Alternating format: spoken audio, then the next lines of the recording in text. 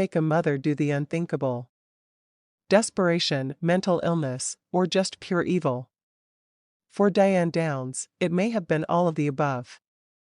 At first look, there was nothing in her immediate background that could have foreshadowed what was to come.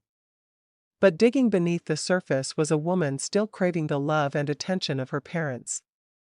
A woman whose warped sense of reality was built on a foundation of masculine energy and neglect. At least that was her story, and she was sticking to it.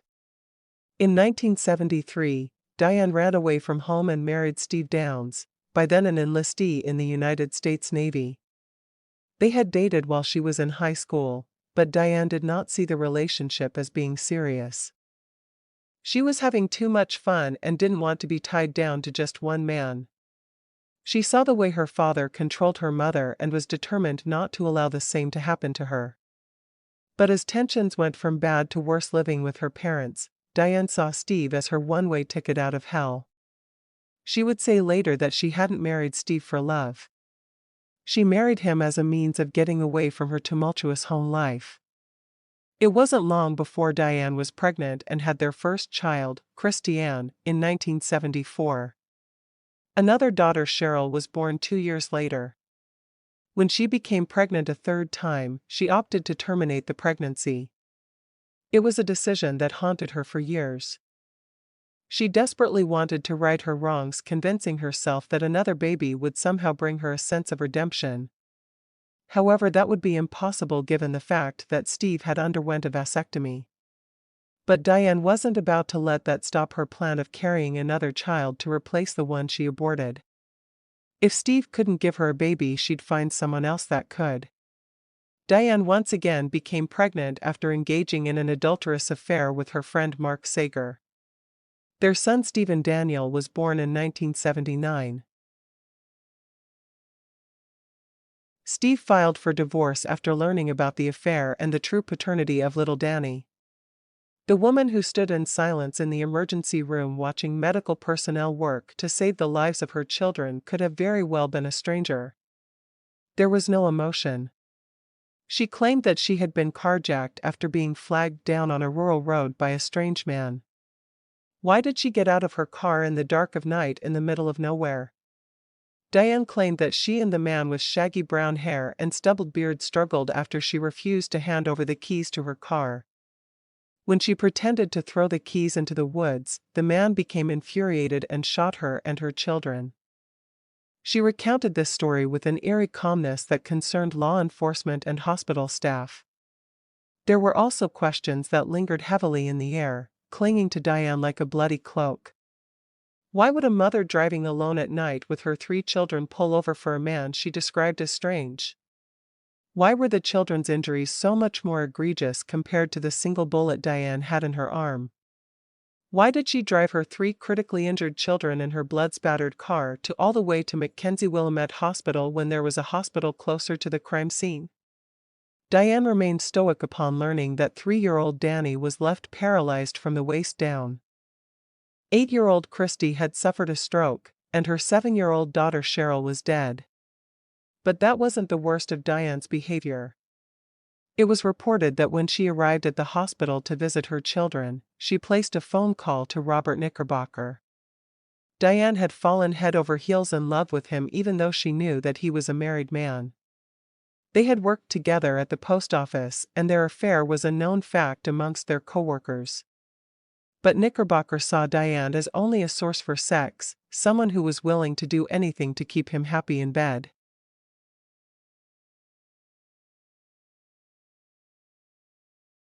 While Steve Downs appeared to be genuinely upset about the children, Diane was seemingly unbothered. In an effort to better understand what happened, detectives asked her to participate in a video reenactment of the events that led up to the shooting. They noticed Diane crimping herself prior to the taping to make sure that she was camera-ready.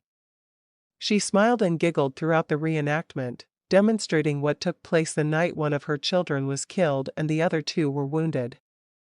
It was as if she was talking about complete strangers. After the reenactment debacle, police were certain they had their prime suspect. Diane's less than convincing performance left more questions than answers. Like, why did Diane take the keys out of the ignition? Why would a carjacker immediately fire into the car instead of forcing everyone out of the vehicle? Perhaps even more importantly, why did she take action and overpower the assailant only after he had shot her children? When detectives confronted her with their suspicions, Diane became enraged. She accused law enforcement of neglecting to find the real killer and was using her as a scapegoat, reminding them that she too had been injured in the ordeal. But detectives were certain of one thing. Diane Downs was the person who shot her children before also shooting herself to make her story seem more credible.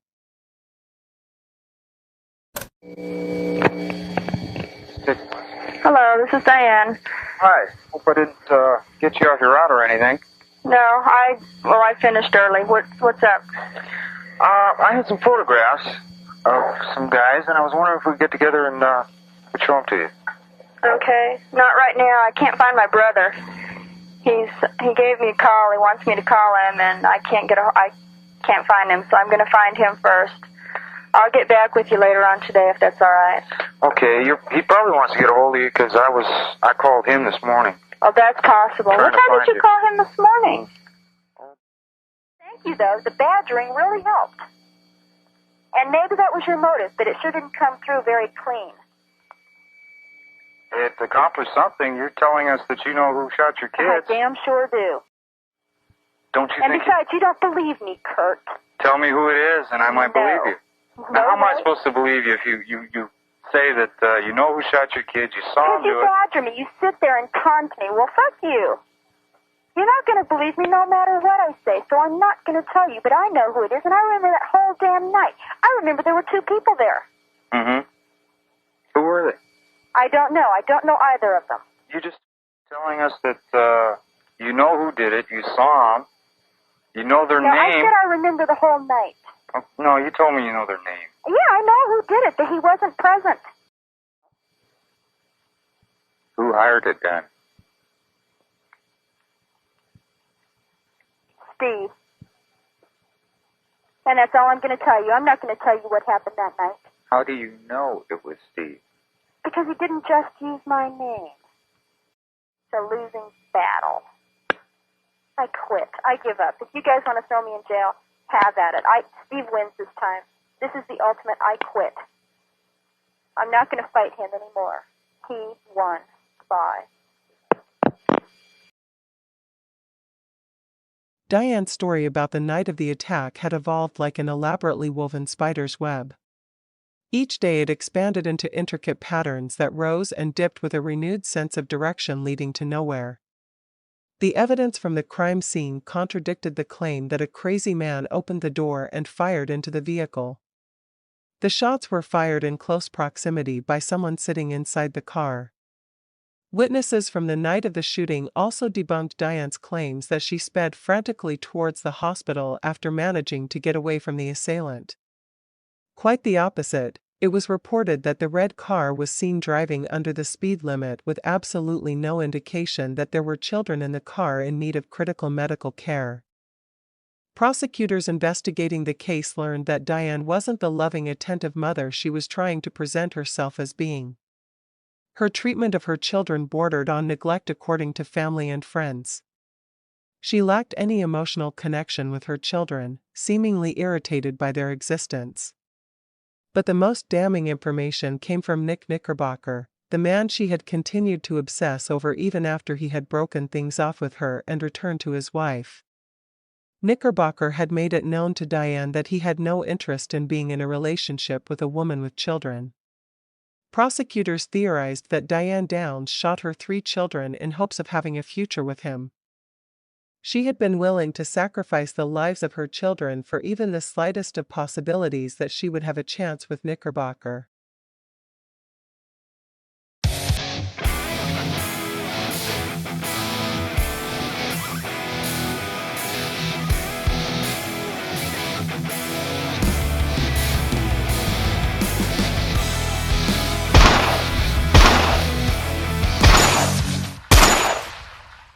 Once prosecutors collected and analyzed all the evidence, Diane Downs was arrested for the murder of her daughter Christy and the attempted murder of Danny and Cheryl.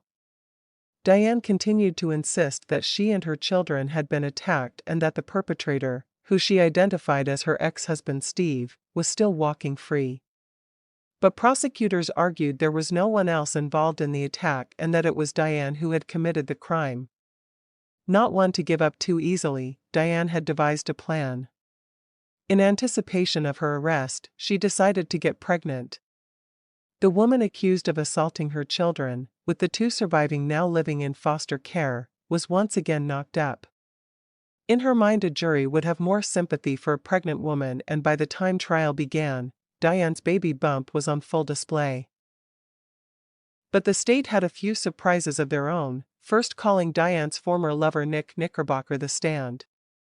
Knickerbocker detailed the affair he had with Diane, which ultimately led to the breakup of his marriage. He admitted that the relationship between them was more sexual than romantic, though Diane did not see things the same way. But the relationship could never be anything more between them because, as Knickerbocker explained, he had told Diane that he wasn't interested in being a father or being with a woman who had children. When he tried to break things off, she became erratic to the point that he feared for the safety of his wife. Eventually he and his wife reconciled, leaving Diane devastated. Knickerbocker had hoped when Diane was transferred to Oregon that he would have no further contact with her. However, that wasn't the case. She wrote him letters every single day begging him to leave his wife and move to Oregon to be with her, but many of the letters were returned to her unopened. There were also diaries found when officers searched Diane's home. In them she detailed her obsession with Knickerbocker and a willingness to do whatever it took to be with him. But the most devastating of evidence of all were the tapes played in open court. Tapes Knickerbocker secretly recorded of Diane following the shootings, where her only concern was reuniting with him. Diane sat stoically beside her lawyer, showing no emotion. Whatever feelings she had concerning her former lover's betrayal couldn't be read on her face. Steve Downs' testimony was equally damning. He painted his former wife as a habitual cheater and a horrible mother. He also denied having any involvement in the assault on his children but stated that he believed Diane was the one who committed the crime. Both he and Nick Knickerbocker also testified to the fact that she owned a gun, the same caliber as the one used the night of the shooting. However, the state's star witness would seal Diane's fate. Prosecutors called 9-year-old Christy Downs to the stand. Christy had undergone months of intensive rehabilitation in hopes that she would be able to testify in court about the night of the shooting. When asked who was responsible for firing into the car the night of the incident, Christy identified Diane as the offender, inciting gasps from onlookers in the packed room. Diane herself took the stand to tell her side of the story and proclaim her innocence. But her fate had already been determined the moment her daughter identified her as the shooter. In the end, the jury found her guilty of the murder of her daughter Cheryl and the attempted murder of Christy and Danny. Ultimately, Diane was sentenced to life in prison plus 50 years on June 17, 1984, for the murder of her daughter Cheryl and the attempted murder of her 2 other children, Christy and Danny. Although she has been eligible for parole since 2009 after 25 years, all requests have been denied largely due to her refusal to admit guilt for the crime for which she was committed. Psychiatrists diagnosed her with narcissistic, histrionic, and antisocial personality disorders. She briefly escaped from the Oregon Women's Correctional Center in 1987 but was captured. In 1989, a made-for-TV movie was developed based on the novel Small Sacrifices by Ann Rule. Rule had been present throughout Diane Downs' trial and wrote a book based on the crime. Farrah Fawcett starred as Diane, a divorced mother of 3 charged with the murder of one of her children and the attempted murder of her other 2 after her married lover told her he didn't want a ready-made family. For her performance, Fawcett earned critical acclaim for her realistic portrayal of a woman so out of touch with reality and craving emotional connection that she would sacrifice everything for a chance to have true love and happiness.